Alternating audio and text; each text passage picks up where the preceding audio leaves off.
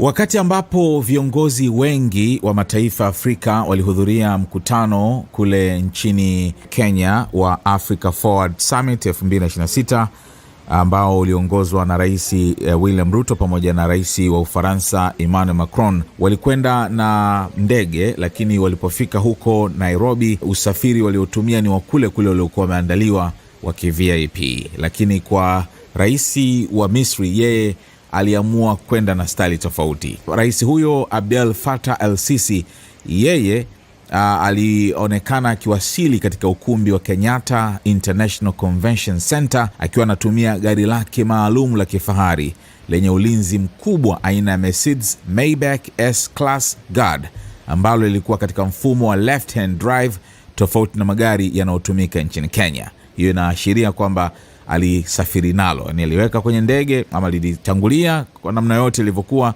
lakini alitumia gari ambayo huwa anaitumia akiwa Misri.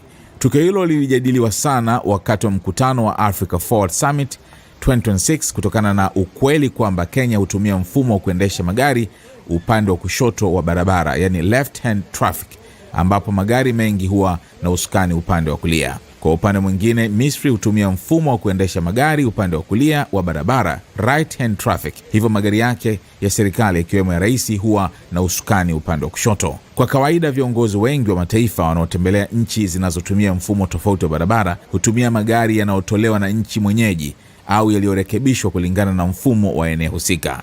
Hatua hiyo husaidia kurahisisha usalama, uendeshaji na kuwapa madereva nafasi nzuri ya kuona barabara kulingana na mfumo wa nchi wanayotembelea. Hata hivyo, Rais el-Sisi alitumia gari lake binafsi la rais lililobaki katika mfumo wa kawaida wa Misri wa left hand drive, jambo lilionekana kuwa tofauti na viongozi wengi wengine waliohudhuria mkutano huu. Gari hilo aina ya Mercedes Maybach linaaminika kuwa limewekewa maboresho makubwa ya usalama, ikiwemo kinga dhidi ya risasi, matairi maalum yanaweza kuendelea kutembea hata kama yakiharibiwa, pamoja na mifumo ya mawasiliano ya hali ya juu.